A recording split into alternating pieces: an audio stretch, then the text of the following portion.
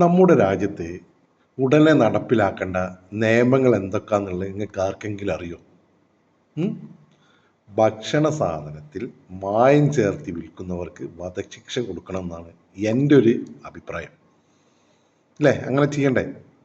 അതായത് നമ്മളൊക്കെ ലോകത്തിൻ്റെ ഏത് കോണിൽ ചെന്നാലും മലയാളികളുടെ ഒരു ബുദ്ധി ഉണ്ടാവും. അല്ലേ? ഉണ്ടാവില്ലേ? അപ്പോൾ കേരളത്തിൽ മാത്രം ഇതിന് യാതൊരു പ്രശസ്തിയുമില്ല.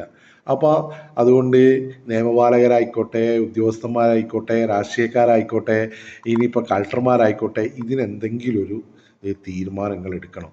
കാരണം നമ്മളെപ്പോലത്തെ സാധാരണക്കാരനുള്ളത് കൊണ്ടാണ് നിങ്ങളൊക്കെ വോട്ട് ചെയ്തിട്ട് ഓരോരുത്തർ വിജയിപ്പിക്കുന്നത്. ഓരോ ദിവസം കഴിയുമ്പോഴും ഈ മായം ചേർത്ത് വിൽക്കുന്ന സ്ഥാപനങ്ങൾ ഇങ്ങനെ വന്നുകൊണ്ടിരിക്കുകയാണ്. അതോടൊപ്പം തന്നെ കേരളത്തിൽ ഒരുപാട് മൾട്ടി സ്പെഷ്യാലിറ്റി ഹോസ്പിറ്റൽ ഇങ്ങനെ വന്നുകൊണ്ടിരിക്കുക. മനുഷ്യനിങ്ങനെ ഇഞ്ചിഞ്ചായി മരിക്കുകയാണ് മായങ്ങൾ ചേർന്ന ഭക്ഷണം കഴിച്ചിട്ട്.